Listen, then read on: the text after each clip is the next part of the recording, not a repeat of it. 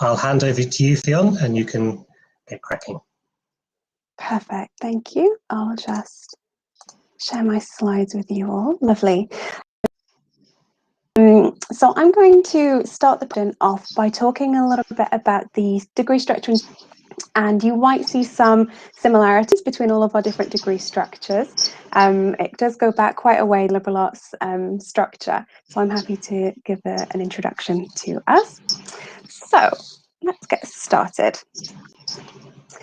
So in terms of the Scottish degree structure, obviously the first thing I wanted to highlight was just how many universities there are in Scotland. So on this map here, you can see all the universities dotted around the country.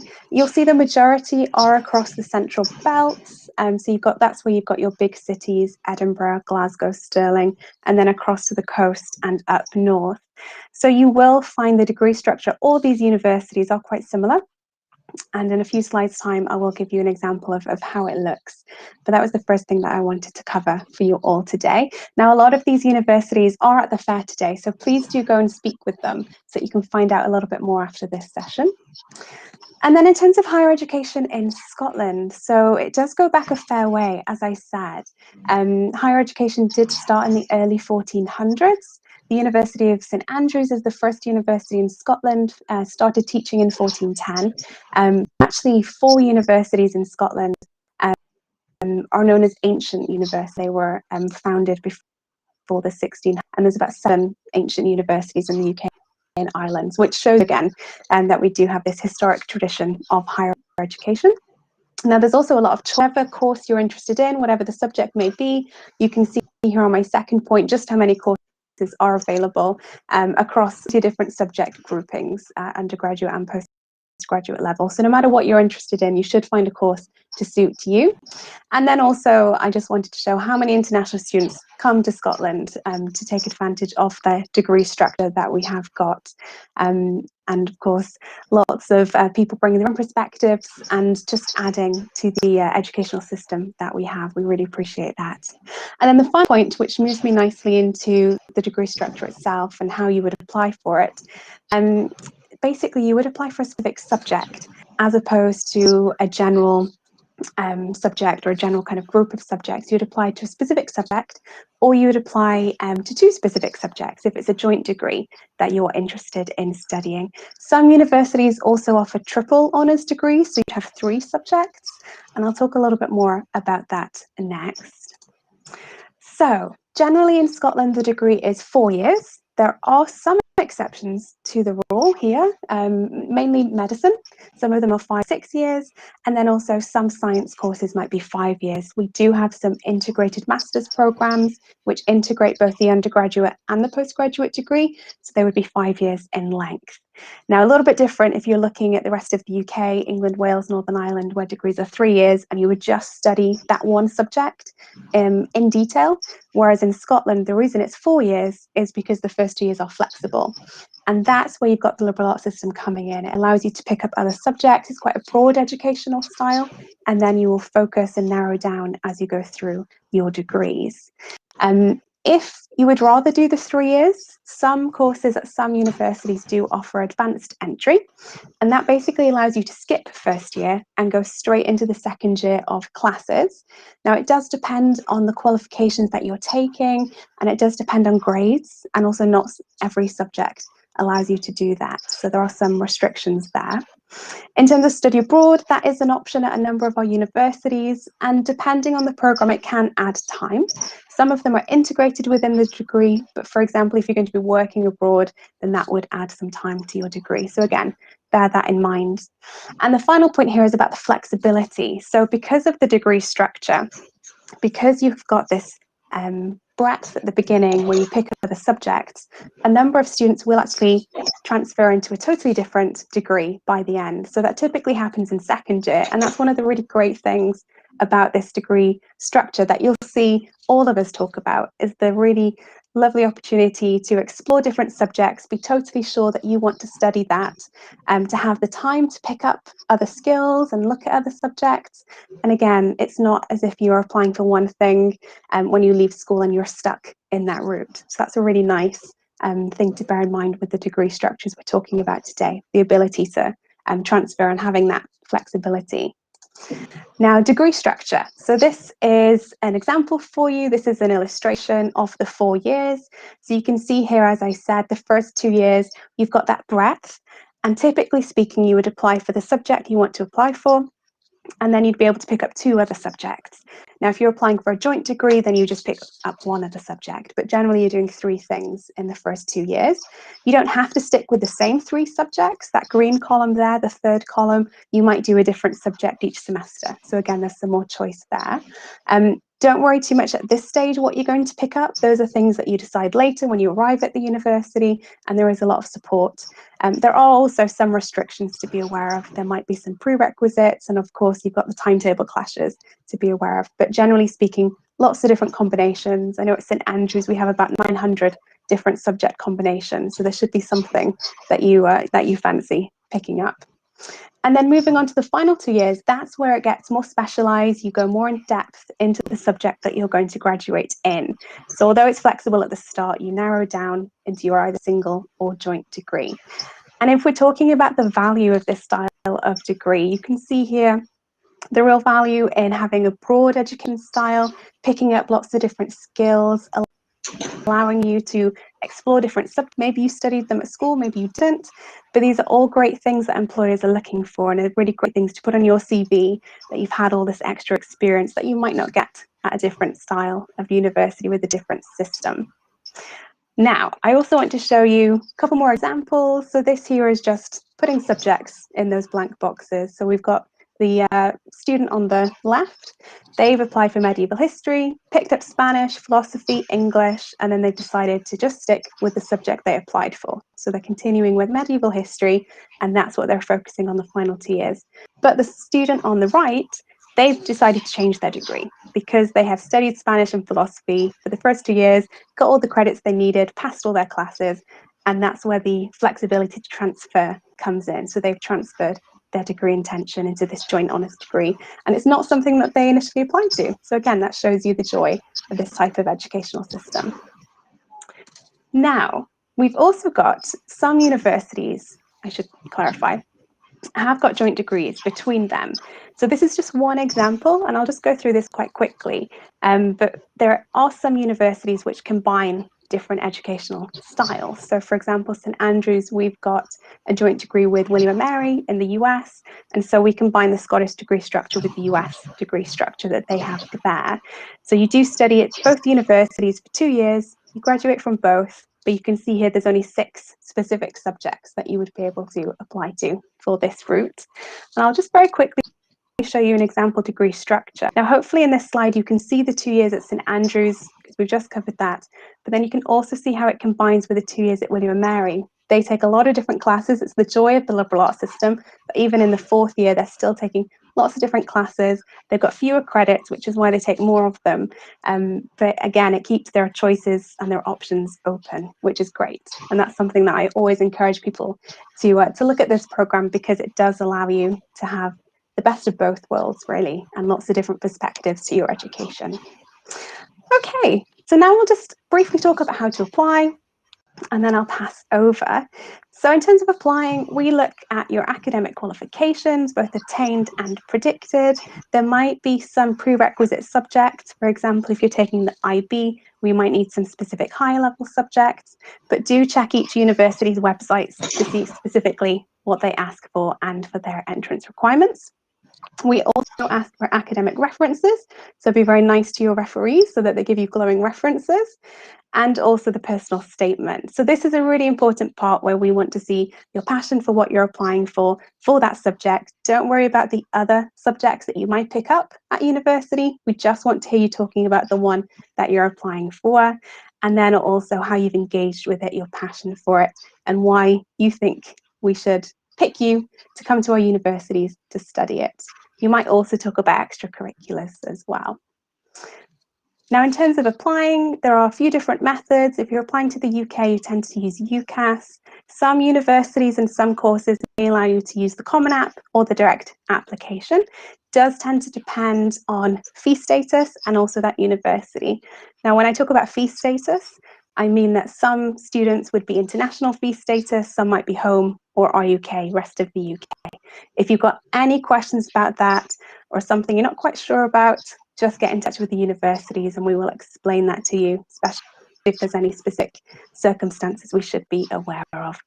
Deadlines, again, they might differ. Typically for UCAS, it's the 15th of January, but again, just make sure you check all the university deadlines to see all the different application methods and deadlines. And then a slide. So you've seen the Scottish degree structure.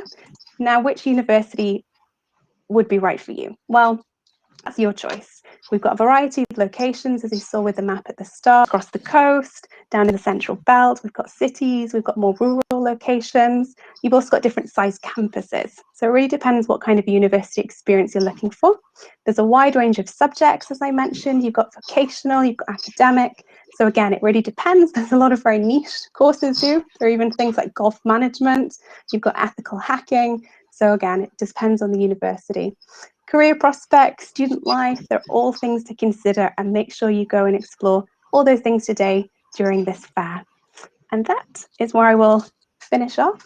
Thank you very much for listening, and I will pass over to Stephanie. Thank you so much, Fionn, for getting us started off. And as I'm getting my screen shared and pulling up my slides here, I just want to let everybody know a little bit about as we were planning this presentation, we thought, we would start in Scotland with, the inspiration for the US system, and then come over to liberal arts in the United States, which is where most liberal arts colleges in the world are found today. There are literally hundreds of liberal arts colleges in the US. And then after my little portion here, we would take you back to Europe, to the Netherlands, with Denise, who will kind of talk about the return of liberal arts institutions to Europe. So that's kind of what we'd like to share with you. And knowing that most of you attend international schools in Germany, you probably have already at least a basic understanding of what liberal arts means. And Fionn has given us a good introduction to the idea of depth and breadth. I'm going to talk now a little bit more specifically about how liberal arts works in the US and a few more particular aspects. So I'm starting here with this picture, which is the allegory of the 7 liberal arts. So as you may know, the liberal arts system comes actually from ancient Greece, where these were the things that free men at the time studied. So there were 7 liberal arts: astronomy, math, geometry, music, rhetoric, grammar, and logic. And these were the things that you studied in order to be a fully formed person, and most importantly, in order to participate in civic life. So this was the aim of a liberal arts education. And this is still very much the aim of a liberal arts education, not just in the United States, but also at my institution and around the world. It's the idea that you should be exposed to a lot of different ideas and traditions and ways of thinking in order not just to prepare yourself for your professional life, but also to be an educated person and to participate in civic life. So I guess if we were saying one thing that liberal arts is not, it is not purely vocational education or purely pre-professional education, though it does prepare you very well for all kinds of future careers. So what are some characteristics of liberal arts education in the United States?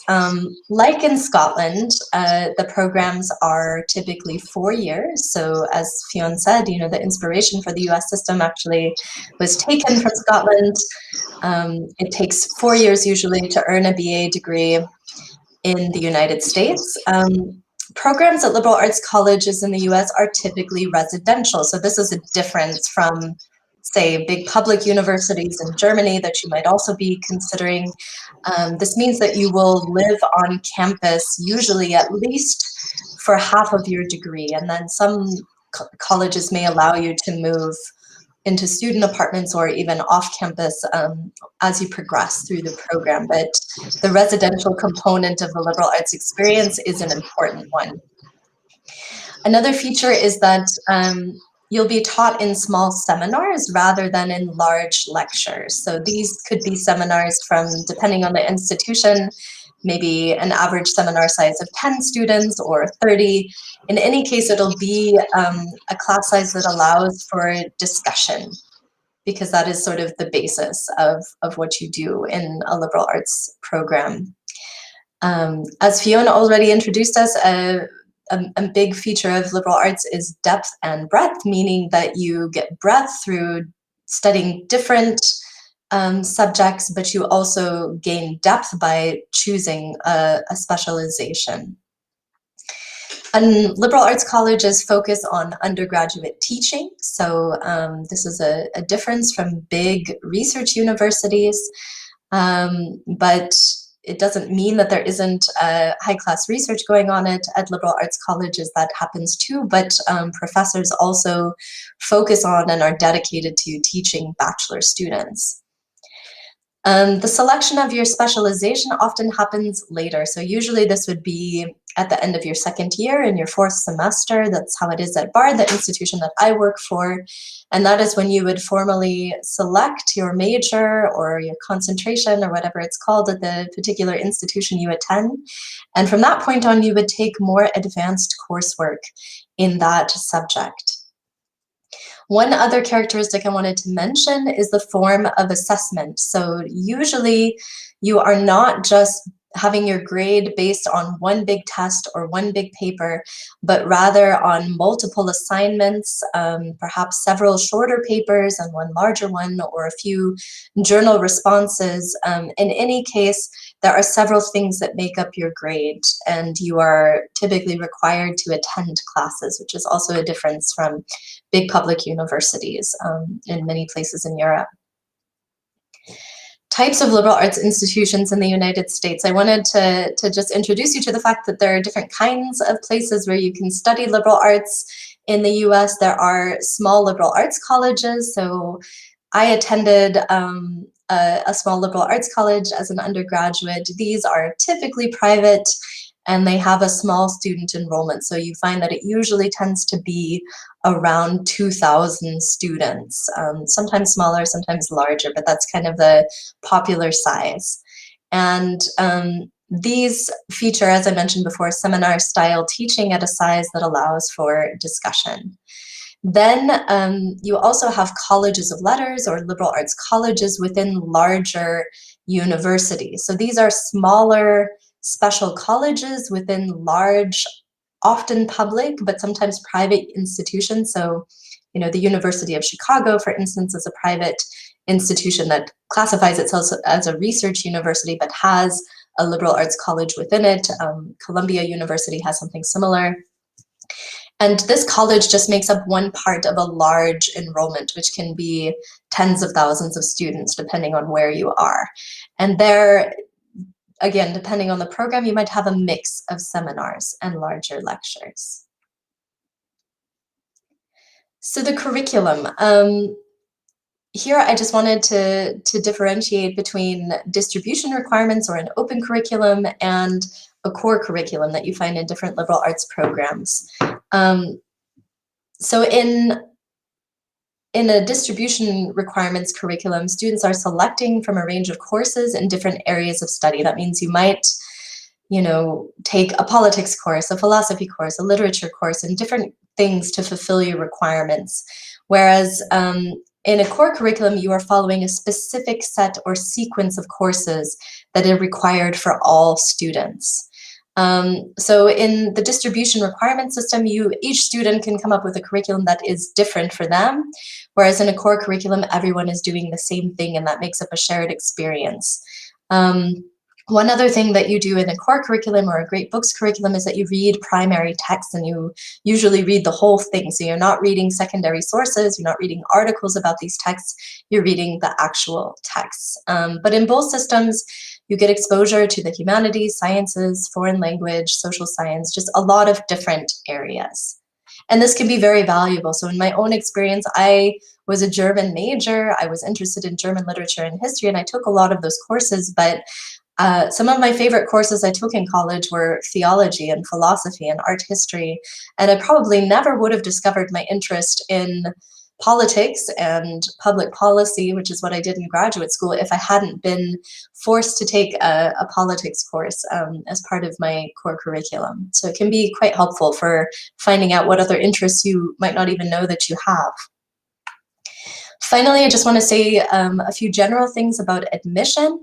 So in the US, you find often that institutions have what they call a holistic admission process. This means that while your transcript and your grades are very important, they're not all that admissions offices look at. So this is different from the German system. It's not just a numerus clausus, it's not just a number at the end of your studies, but US colleges also want to see how you write.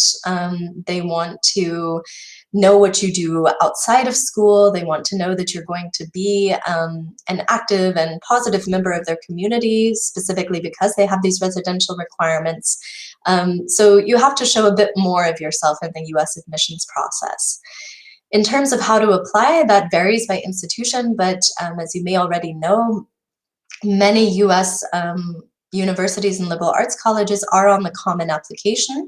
So this simplifies the process for you. You don't have to type your basic information in over and over again. You can put that in once, and then different universities that you're applying to may have different supplemental writing samples or things that they require. Finally, I did just want to highlight the application deadlines and admissions plans because they differ greatly from German universities. So if you want to apply early decision or early action and get your reply on whether you're admitted or not earlier, then you are looking at applying in November, typically November 1st. The regular decision deadline, so kind of the main application deadline for most US universities, comes in January. So sometimes January 1st or January 15th. So that's just a different timeline to keep in mind. And of course, all of your counselors are very aware of this and they can advise you on that. So that's it for my portion. And I will hand off now to Denise, who will take us to the Netherlands. Just stop sharing. Thank you, Stephanie, for introducing the US liberal arts system to us. And as said, I'm going to talk a little bit about bringing the US system back to Europe, because that's very much what we did in the Netherlands. And like Stephanie, I myself am a product of a liberal arts and science education, so I'm always super excited to be able to talk about it and sort of the benefits that I've had going through it. So if there's questions about that, you can definitely still post them and we'll get to them after this short introduction. What is important to know about the Netherlands is that we have this binary structure in our higher education. And there's basically two different types of universities. So there's universities of applied sciences and there's research universities, and they offer different types of degrees, really. They're both undergraduate degrees. The diploma that you'll come out with is a bachelor's degree, but the way they teach and the way they look at education is a little bit different. And it's important to understand that before we can go in and sort of explain what the space of liberal arts is within this system. So the universities of applied science are professional higher education programs. They are 4-year programs because they include a year of work experience or internships or anything like that. And they prepare you for a career, a specific job or a career field overall. They're very much tailored towards making you ready to enter the job market. So programs you'll find there are things like physiotherapy, nursing, tourism and hotel management, teaching, something where when you see the title of the degree, you almost automatically know what kind of job you're going to have with that. The research universities, on the other hand, are academic higher education, and unlike the degrees in Scotland and the degrees in the US, those are 3-year programs, much more similar to other European programs. And they are, as said, academic. They prepare you to be a critical thinker. They prepare you to be able to do research.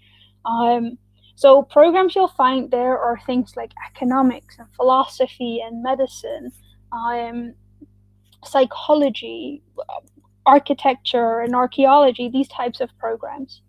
And when I'm listing these kinds of programs, I think you can already kind of see where I'm going with this.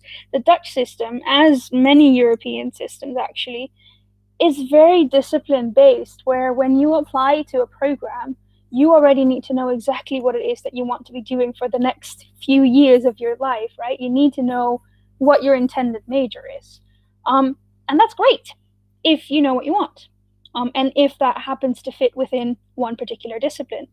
Of course, in these programs, there's a little bit of leeway to do maybe a couple of courses outside of your main major. But generally speaking, you need to know. And, well, about, I'm going to say 20, 25 years ago now, that started to become a problem in the Netherlands, where students were just taking forever to finish a degree and taking such a long time, hopping back and forth between programs, costing the government actually a lot of money, and not completing their degrees. And then, we were looking for solutions.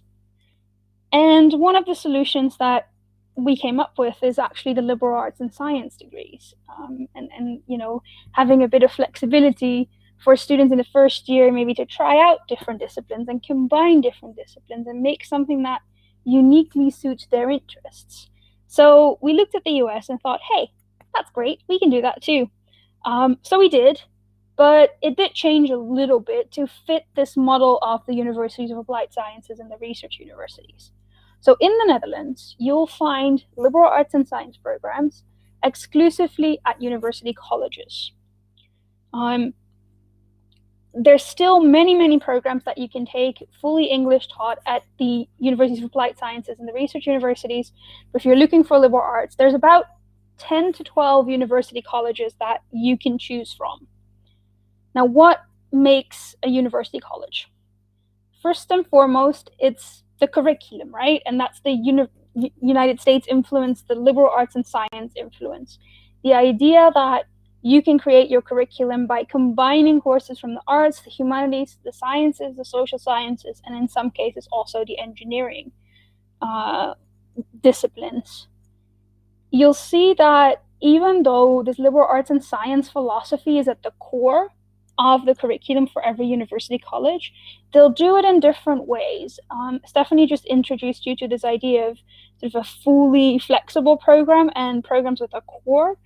You'll find that also in the Netherlands, different university colleges have adopted this way of teaching in a flexible curriculum, also in different ways. So you'll find both discipline-based curricula as well as more thematic-based curricula, but there's always that liberal arts and science component to a university college.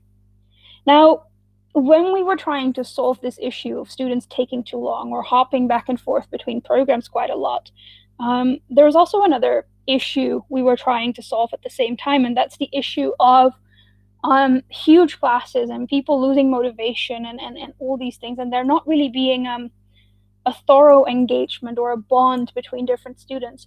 So as we were trying to tackle or really kill two birds with one stone, we also looked at the UK and to see how we might solve that issue. So the setup of the university colleges is very much influenced by the UK college structure as you would find it at Oxford and Cambridge. So the idea is that the university colleges are small colleges that are part of a larger public research institution. So they're always linked to this larger research institution. My institution, for instance, is part of Utrecht University. They're not always in the same city, but there's always this connection to that research university. That also means that because it's a research university program, the university colleges are only 3 years. So if you study liberal arts in the Netherlands, it's not a 4-year, but a 3-year program.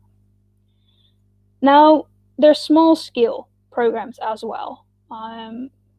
Generally speaking, university colleges in the Netherlands will have anywhere between 300 and 900 students overall, so really quite small, with classes usually 12 to max 25 students. So similar to the US in that sense, that we're focusing very much on discussion-based education.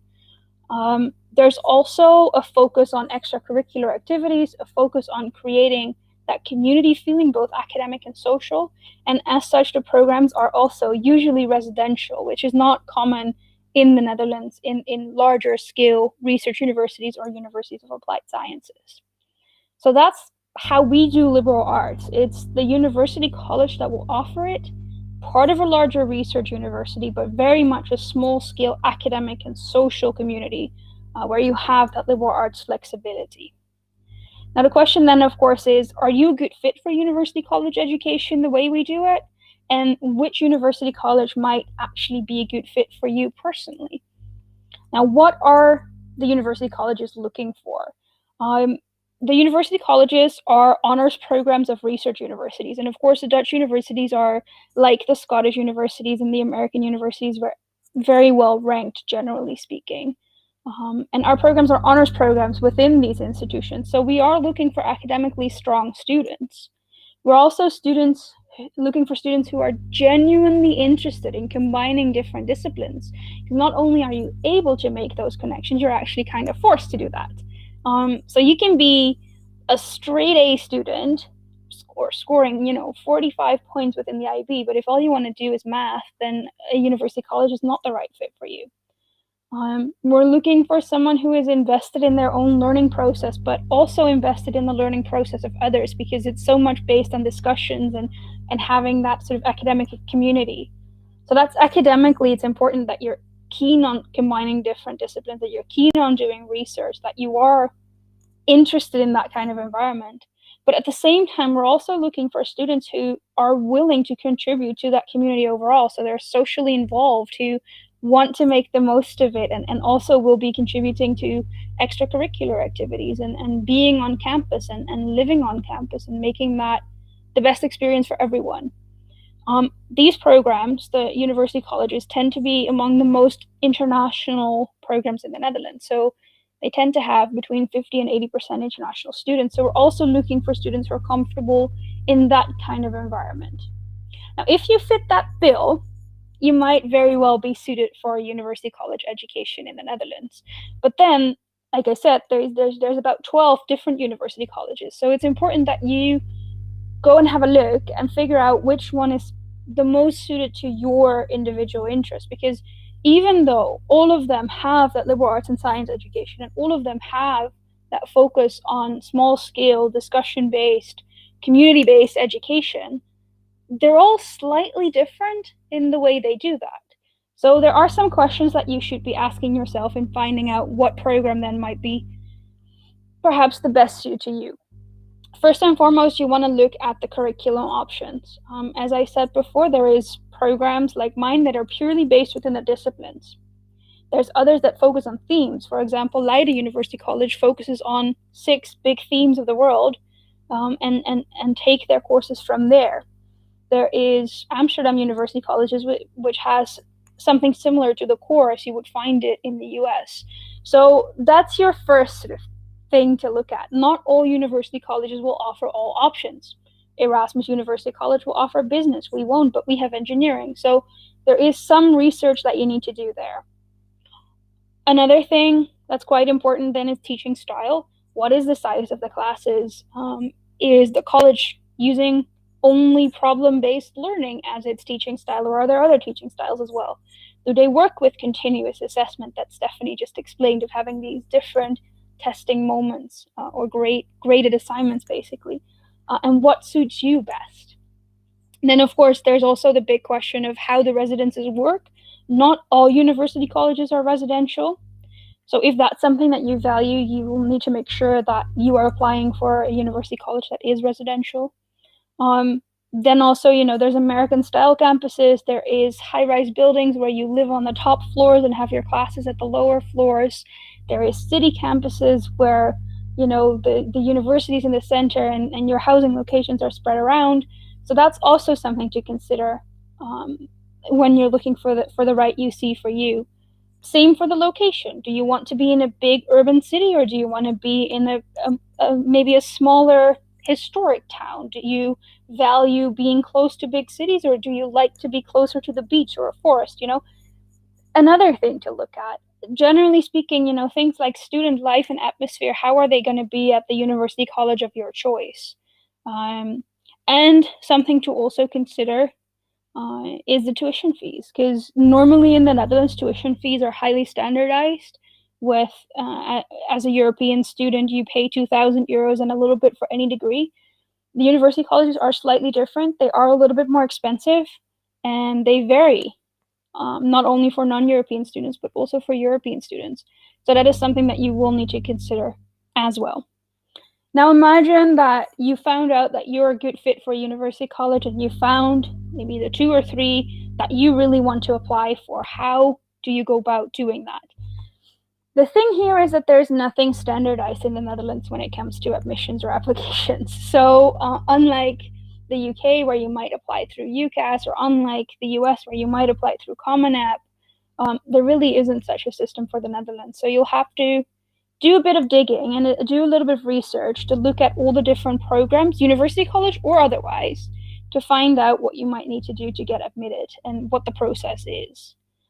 Normally speaking, for the university colleges, how it works is we'll first determine whether you're even eligible to be admitted into the program. That means that we look at the kind of diploma that you're getting and how it compares to a Dutch student going through a Dutch degree in high school. That means that sometimes there's additional GPA or grade requirements. They can differ from one program to the next, but that's the first step that we do. We determine whether you're even eligible to start. Then we look at the selection aspect. As you can imagine, small scale programs, few places, very specific type of student we're looking for. So motivation and fit are extremely important for university college admissions. We really want to get to know you and see if we can see you at our campus and be happy at our campus and therefore be successful at our campus.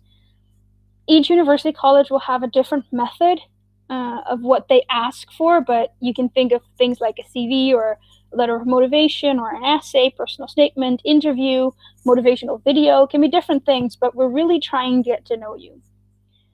Also, in terms of the deadlines or the processes, again, huge variations. Deadlines can be as early as December 1st, can be as late as July 1st, also for university colleges again.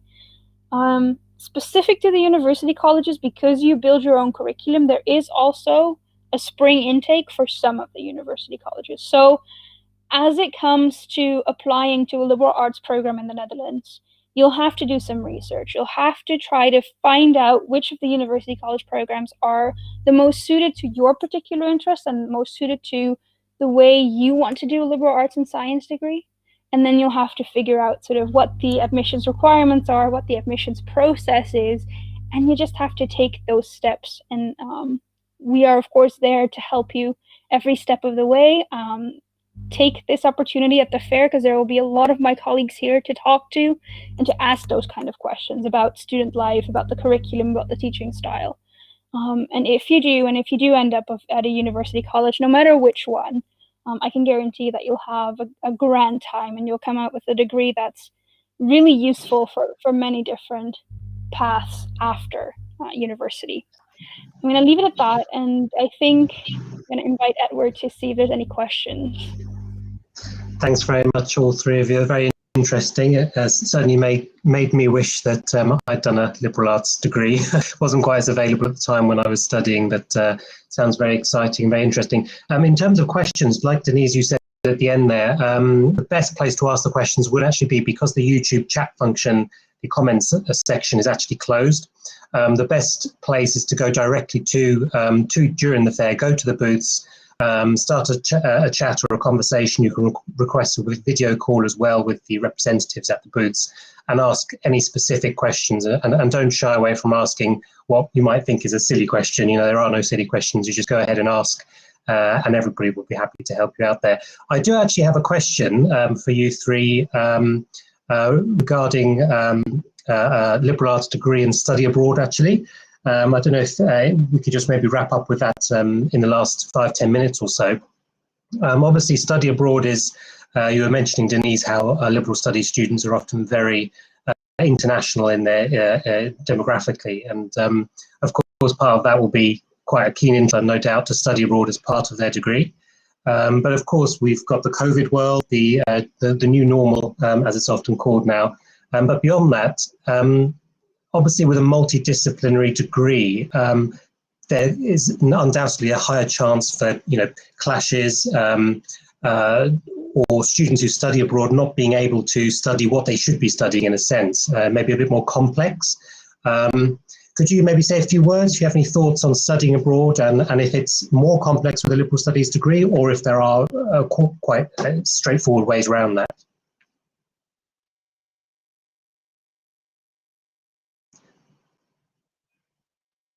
Anyone? I'm happy to start with this one. So as part of a Scottish degree, typically you would study abroad, well, in terms of St Andrews, you would study abroad in your third year, if that's what you wanted to do. So if you remember the diagram that I showed, the first 2 years are the flexible years where you get the breadth and you're picking up lots of different subjects. And then typically in second year, you would apply for your study abroad opportunity, whether it's a year or it's just a semester. And then in the third year, that's when you would then go. And as I say, in the final 2 years, that's when you're actually studying what you're going to graduate in. You're going in more depth, you're taking more specialized courses within that subject. So it would typically be in the third year. And that's something that I did. Actually, I went away for a semester to experience another university and another culture and another perspective when you're looking at your subject. So I would definitely encourage people to think about studying abroad as part of their degrees, because I got a lot out of it. But yeah, generally it's something that a lot of our Scottish universities do. We've got lots of partnerships across the world, and there's also opportunities for certain degrees to work abroad. Now, that's not typically integrated or included in the length of the degree. That tends to add more time, but that's something that some people might be looking at as well. So definitely have a chat with the universities here today to find out more about working abroad and studying abroad as well. Thank you. Yes, yeah, maybe just I would just quickly follow up to Fionn to just add that for our institution as well, it would happen in the third year, and it just involves because you're then at that point in the advanced portion of your degree, it involves a bit of planning to ensure that you stay on track to earning your degree. So if you are interested in economics, then you might only have a certain selection of partners that you can go to ensure that you're fulfilling your module requirements. But I don't think that generally liberal arts degrees are, more difficult in terms of study abroad, quite to the contrary, because they often have an elective component built in, which is something we didn't even have time to talk about with the depth and breadth. But most degree structures in the world of liberal arts will have not just your core requirements and your major requirements, but also electives where you're really just exploring, and those can be something that really allow you greater flexibility when you're choosing where to study abroad. Yeah, interesting. Yes, yeah, so it kind of feeds into the whole flexibility side of the liberal arts degree, I suppose. And yeah, very interesting. Thank you very much. Since the comment section on the YouTube function isn't available at the moment, like we've all said, feel free to browse the fair. It does start on the hour, so in about 15 minutes time or so. So there may be some booths who have their representatives there already, but they'll start really being all available from the hour. Feel free to now browse, have a look around, enter booths as you want. You can browse all the materials that exhibiting institutions have uploaded. You can favorite them to your backpack, and these will all be available to you post-event as well after the fair is finished. As will a recording of all these sessions we are recording at the moment. Yes, so we really hope the fair goes well for you, that you find really useful information. And yeah, like we said, just ask any questions that you want directly to the advisors. They're more than willing to help.